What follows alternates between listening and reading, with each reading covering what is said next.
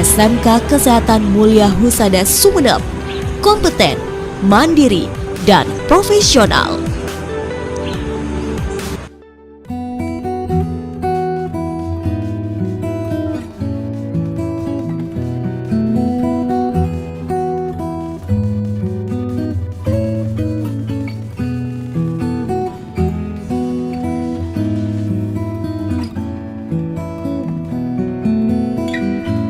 Assalamualaikum warahmatullahi wabarakatuh. Assalamualaikum.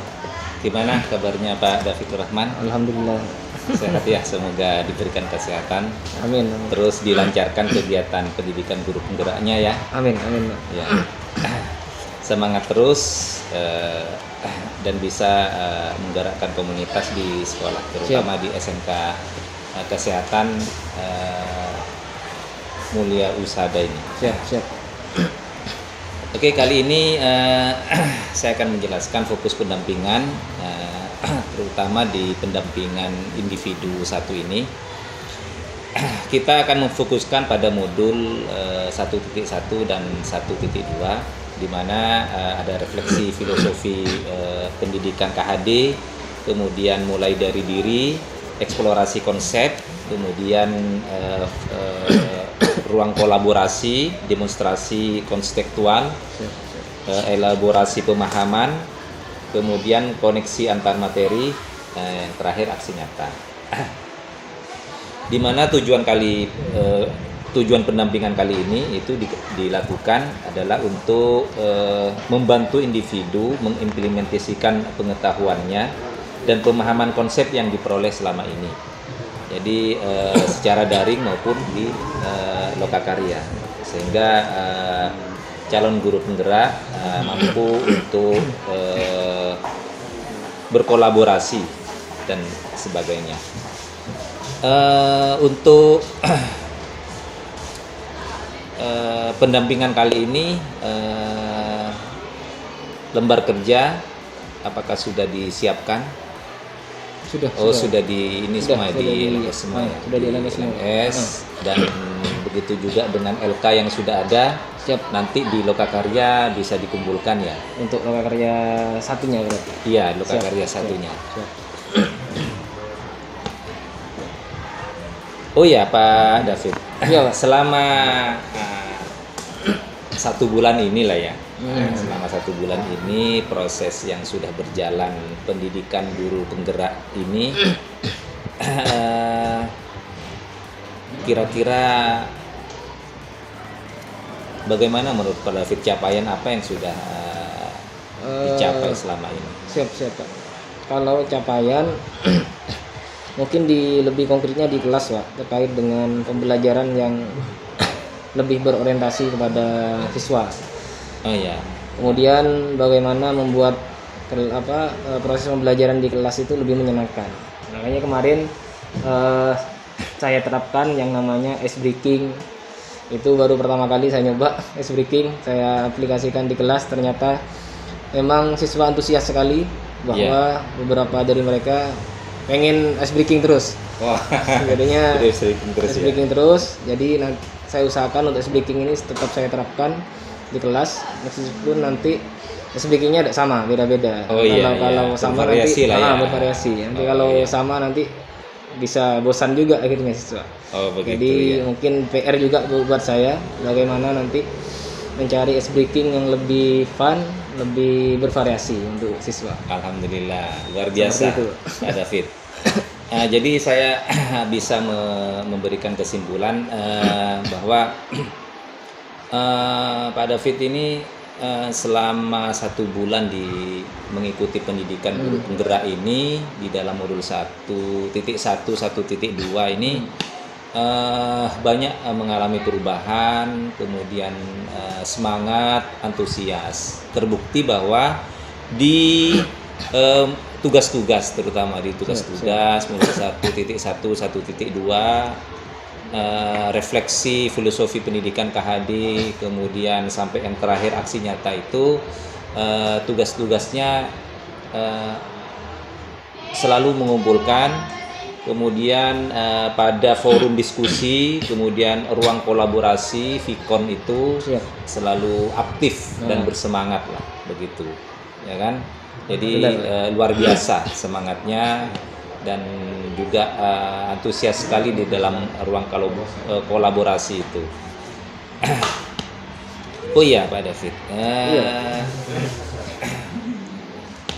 kira-kira dukungan dari kepala sekolah atau mungkin komunitas yang ada di sekolah, apa yang Bapak David lakukan itu? Kalau dukungan sih alhamdulillah ya Pak, terutama dari kepala sekolah, dari ketua yayasan terkait dengan implementasi pemikiran Ki Hajar Dewantara dan implementasi kegiatan guru penggerak. Cuma yang jadi PR mungkin atau harapan saya ke depan, bagaimana saya menularkan pemikiran KHD ini kepada guru-guru yang lain, agar proses pembelajaran di sekolah khususnya di SMA kesehatan bukan hanya saya yang menggerakkan pembelajaran yang berbasis pada siswa, tapi harapan saya ke depan seluruh guru itu mampu untuk menerapkan pemikiran tersebut, sehingga nanti pada akhirnya pembelajaran di SMK Kesehatan semuanya dari kelas 1, 2, 3 semua jurusan perawat dan farmasi akhirnya lebih berorientasi kepada siswa dan lebih menyenangkan. Seperti itu. Ya, luar biasa pernyataannya dan dukungan, terutama dukungan dari ekosistem sekolah gitu ya. Bener. Karena tanpa dukungan dari semua pihak, program pendidikan guru penggerak di sekolah ini tidak akan berjalan secara baik. Benar. Ini bagian inti dari pendampingan, ya. Tindak lanjut hasil lokakarya orientasi gitu.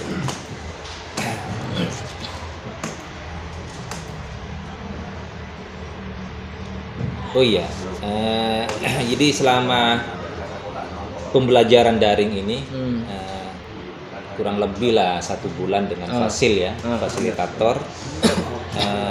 Ini kan ada harapan dan kekhawatiran dari Bapak David ya, David Rahman itu kan. Kira-kira apa saja kekhawatiran yang sebelumnya Bapak resahkan gitu, yang terjadi ya, atau belum terjadi?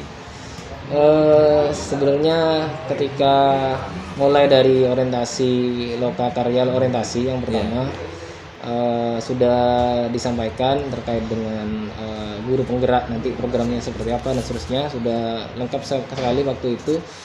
Kemudian masuk pada proses mulai dari diri LMS sampai dengan video conference melalui Pak Agus sebagai fasilitator waktu itu, sampai dengan elaborasi dari instruktur.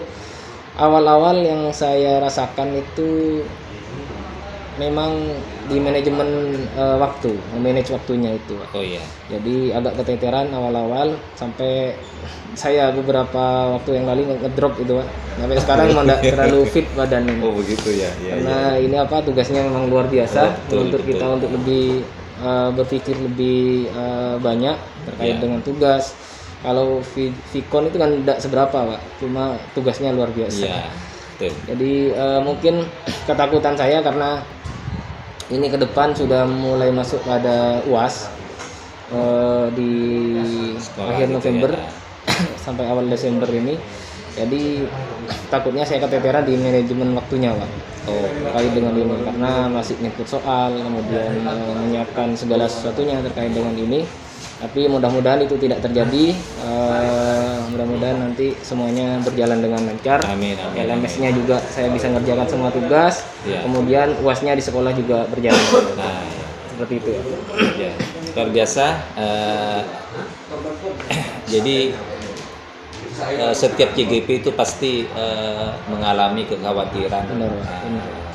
Apa yang dia rasakan sebelumnya gitu kan, terutama dalam hal waktu dan lain-lain, manage waktu itu, karena ada sebagian beberapa yang sudah tidak mampu lagi dan sudah mengundurkan diri dari PGP ini gitu kan, karena mungkin ya ada faktor lain termasuk salah satunya mungkin menit waktu begitu. Apa harapan-harapan yang sudah terwujud setelah pembelajaran 1 bulan ini? Adakah harapan baru yang Bapak David Tur Rahman harapkan untuk pembelajaran 1 bulan ke depan ini? Kalau yang sudah terrealisasi kemarin seperti yang saya sampaikan tadi, bagaimana membuat siswa itu lebih antusias untuk belajar dengan menerapkan pembelajaran yang lebih berfokus pada siswa, kemudian penggunaan ice breaking itu tadi, kemudian pemanfaatan teknologi seperti kuisnya nanti berupa kuisis, kemudian Kahoot. Nah sekarang ini saya nyoba aplikasi baru di pembelajaran, itu saya dapat dari Bu Junaidah kemarin. Itu namanya Word Wall. Di sana banyak sekali permainan atau game-game yang seru, jadi sehingga siswa itu tidak bosan untuk mengerjakan soal. Seperti itu. Jadi coba dijelaskan lagi tentang Word Wall-nya aplikasi itu biar nanti bisa dikembangkan di sekolah-sekolah lain. Kalau di Word Wall itu bentuk soalnya, kalau di kuisis kan berbentuk kuis Pak, pertanyaan dengan mungkin ada uraian, ada pilihan ganda dengan lebih interaktif. Kemudian Kahoot juga sama, mencocokkan kata. Nah kalau di Word Wall ini jadi game itu dibuat dalam game Pak, kuisnya itu dibuat dalam game. Jadi gamenya nanti ada labirin, jadi orangnya itu mencari jawaban yang tepat itu di mana, kemudian ada musuhnya juga, kemudian memecahkan balon, kemudian ada pesawat terbang juga di sana yang diterbangkan, kemudian cari jawaban yang benar. Itu kayaknya lebih seru kalau kita terapkan ke siswa. Jadi itu bukan hanya sekedar itu lebih dominan kepada permainan. Lebih pada permainan. Jadi kayaknya antusias nanti kalau misalkan, dan ini pengennya saya juga terapkan ke teman-teman guru yang lain, jadi supaya nanti pembelajarannya lebih menyenangkan. Luar biasa. Semangat untuk kedepannya ini mengaplikasikan sebuah program baru aplikasi biar guru-guru yang lain juga bisa memanfaatkan hasilnya. Sekarang tindak lanjut hasil pembelajaran. Jadi untuk diskusi kali ini tentang perubahan di ruang kelas sesuai dengan pemikiran Kiai Hajar Dewantara.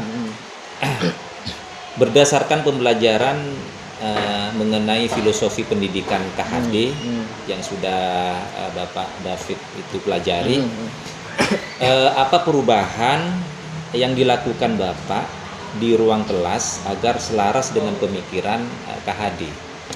Yang salah satu pemikiran KHD yang saya lebih tertarik itu terkait dengan pengibaratan siswa sebagai guru sebagai petani. Jadi siswa itu diibaratkan sebagai benih. Jadi benih itu akan tumbuh dengan maksimal apabila tanahnya itu subur. Kemudian dirawat dengan benar oleh petaninya. Meskipun benih itu bukan benih yang berkualitas, tapi bisa tumbuh dengan maksimal jika dirawat dengan sesungguh-sungguhnya dan diletakkan di tanah yang subur. Dari filosofi tersebut, saya beranggapan bahwa siswa itu memiliki karakter dan kemampuan beda-beda, atau setiap siswa mempunyai kemampuan yang masing-masing, potensi yang masing-masing. Cuma PR saya sebagai guru adalah bagaimana memanfaatkan atau menuntun potensi tersebut untuk menjadi lebih baik. Terlepas dari siswa itu memiliki kemampuan yang tidak terlalu baik, adapun yang sudah baik, itu tugas saya sebagai guru untuk bisa memaksimalkan dari potensi siswa tersebut. Ya, bagus, luar biasa. Mudah-mudahan refleksi filosofi pendidikan Ki Hajar Dewantara ini bisa diimplementasikan di sekolah Bapak David. Apa saja pembelajaran yang Bapak dapatkan dari modul filosofi pendidikan nasional Ki Hajar Dewantara itu yang mendorong Bapak melakukan perubahan tersebut? Nah, satu lagi Pak, selain tadi mengibaratkan siswa sebagai benih dan guru sebagai petani, satu yang menarik lagi dari pemikiran Ki Hajar Dewantara itu bahwa murid atau anak itu terlahir dalam kodrat yang masih samar-samar. Iya. Artinya setiap siswa itu lahir ke dunia, setiap anak lahir ke dunia itu memiliki kodrat yang sudah kompetensi yang sudah mereka miliki. Cuma tugas saya sebagai guru dan juga sebagai orang tua itu bagaimana menebalkan kodrat yang samar-samar tersebut untuk terlihat lebih jelas. Nah, ini pemahaman ini berbalik dengan pemahaman saya yang dulu. Nah, bagaimana? Nah, saya dulu itu mengibaratkan bahwa anak itu adalah kertas kosong. Jadi terserah saya itu menulis kertas kosong itu sesuai dengan keinginan saya. Guru, itu yang jadi pemikiran yang akhirnya saya sadar bahwa memang setiap siswa itu memiliki potensi dan kemampuan masing-masing. Jadi tidak bisa kita paksakan untuk misalkan anak siswa A itu suka bahasa Indonesia, kita paksa untuk supaya suka matematika, itu tidak bisa, Pak. Jadi kalau dia sukanya di bahasa, bagaimana memaksimalkan potensi dia di bahasa, Pak. Bukan kita paksa untuk paham terkait dengan matematika. Itu yang saya rasakan ya. Rasakan sekarang, Pak. Bagaimana respon peserta didik, anak didik Bapak, siswa didik Bapak di sekolah ini atas perubahan yang dilakukan, dan bagaimana Bapak Davidur Rahman itu melihat respon tersebut? Alhamdulillah, Pak, selama proses pembelajaran saya menerapkan pemikiran KHD, kayaknya siswa itu lebih senang untuk belajar, kemudian lebih antusias dengan bagaimana membuat kelas itu lebih menyenangkan, proses pembelajaran lebih menyenangkan. Makanya setiap pembelajaran di akhir sesi pembelajaran itu saya adakan refleksi, Pak, reflektif. Saya tanyakan siswa bagaimana pembelajaran kali ini, apakah sudah cukup menyenangkan, apakah materinya sudah bisa dipahami, itu mesti saya tanyakan, Pak. Jadi kalau misalkan ada beberapa siswa yang belum paham, nah itu saya tanyakan lagi salahnya di mana nanti ke depan supaya bisa saya evaluasi untuk pembelajaran lebih baik ke depan. Alhamdulillah. Jadi secara garis besar respon peserta didik atau siswa itu sudah luar biasa, sudah terjadi perubahan di kelas ya. Terus apa saja hal yang sudah baik gitu, dari perubahan tersebut, dan apa saja yang perlu diperbaiki ke depannya itu? Kalau yang sudah baik mungkin seperti tadi yang sudah saya sampaikan terkait dengan ice breaking, kemudian pemanfaatan teknologi pembelajaran. Kemudian kedepannya PR saya bagaimana membuat ice breaking itu lebih bervariasi, jadi siswa tidak bosan. Kemudian PR saya juga kedepannya bagaimana bukan hanya di pas saya ngajar saja di kelas siswa itu menyenangkan, tapi untuk semua guru, semua mata pelajaran itu bisa mengimplementasikan yang sudah saya terapkan di kelas, seperti itu. Alhamdulillah, jadi sudah ada sedikit perubahan ya di kelas itu. Benar. Perubahan konkret yang telah dilakukan dalam kelas, apakah sudah dituangkan dalam jurnal refleksi mingguan itu atau sudah. Aksi nyata itu? Sudah, Pak. Aksi modul titik 1 ya. Sudah di jurnal refleksi sudah saya sampaikan terkait dengan apa yang sudah saya rasakan. Kemudian kalau dalam aksi nyata saya jadikan video, Pak. Cuma belum tempat saya edit jadikan satu, rencananya mau jadikan satu, makanya saya tanya ke Pak Samsul selaku guru praktek supaya bisa nanti memberikan pemahaman seperti apa sebenarnya aksi nyata tersebut, Pak. Nanti supaya bisa saya nanti buat videonya, kemudian saya upload di YouTube atau di Google Drive. Jadi alhamdulillah luar biasa, sudah banyak perubahan secara konkret dan sudah bisa dituangkan dalam jurnal refleksi. Di dalam aksi nyata ini Bapak David juga bisa membuatkan aksi nyata dalam bentuk video. Kemudian nanti linknya itu bisa kita simpan di artefak aksi nyata itu di mana, di ini portofolio digital. Di situ itu sebagai alat atau media kita untuk menyimpan beberapa karya aksi nyata di situ. Terus selanjutnya tentang pembuatan kerangka portofolio. media atau platform yang akan Bapak David gunakan untuk membuat portofolio digital itu apa, Pak?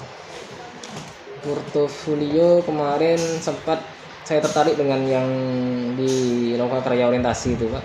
Oh iya. Apa namanya, lupa sudah saya. Yang Bapak Samsul kemarin sampaikan di depan itu. Apa? Platformnya. Platformnya. Pakai Google Site.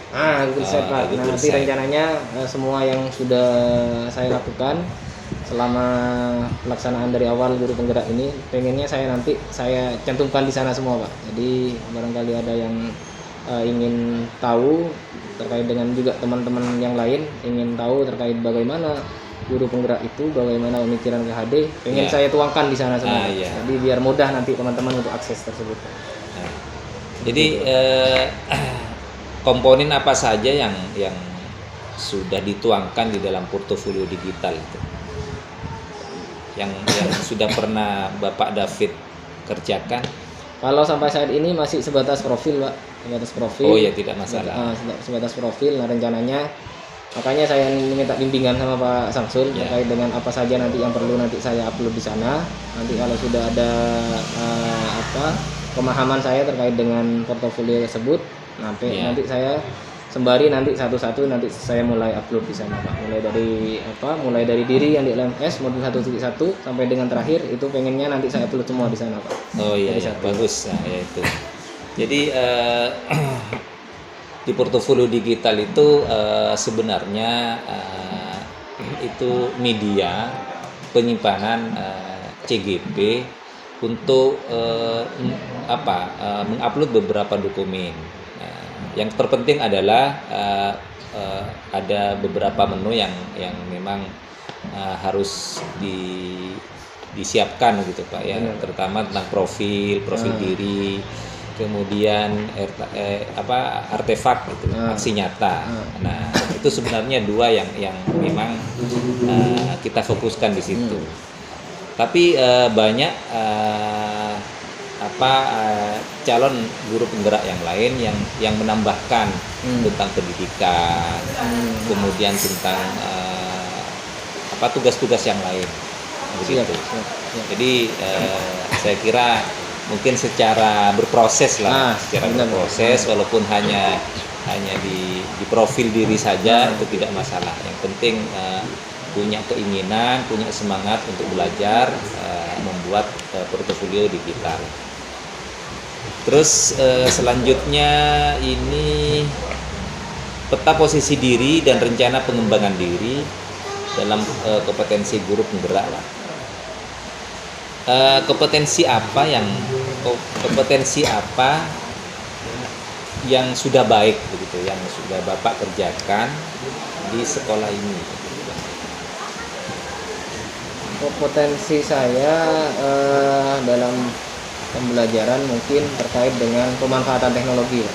Pemanfaatan pembelajaran berbasis teknologi, pemanfaatan aplikasi-aplikasi dalam proses pembelajaran, tidak hanya berbasis whiteboard, papan tulis, tapi bagaimana memaksimalkan teknologi informasi itu dalam proses pembelajaran, dan juga ini pengen saya tularkan, ke teman-teman yang lain, Pak.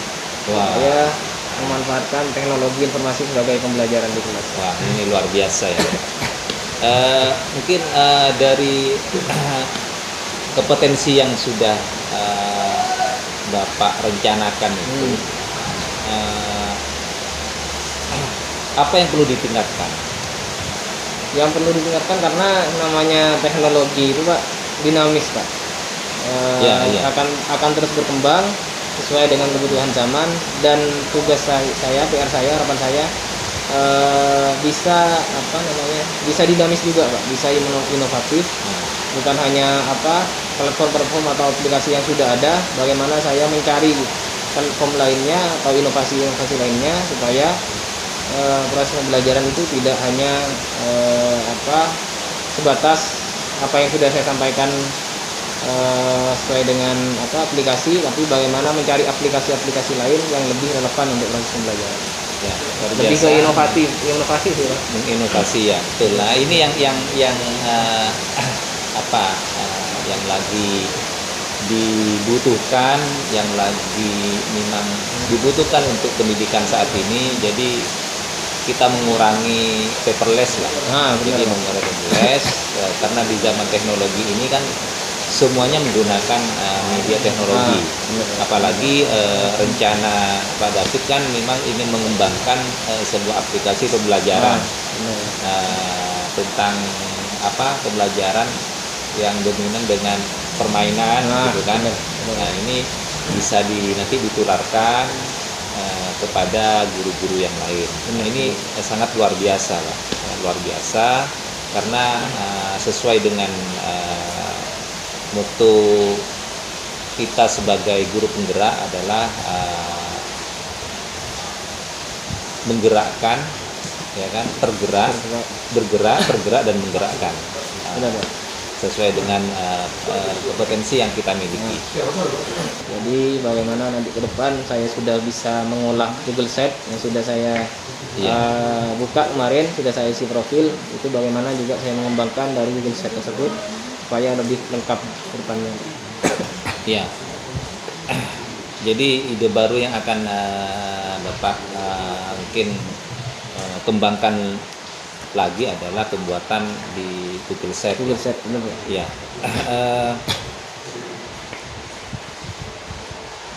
Apa yang sudah baik dan perlu dilakukan atau diperbaiki dari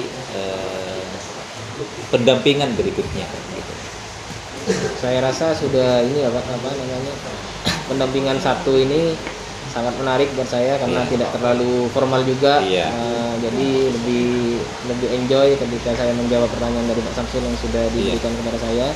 Jadi terkesan tidak kaku, Pak. Jadi apa yang saya sampaikan itu pure dari apa yang sudah saya lakukan, Pak, dari sebelumnya, Pak.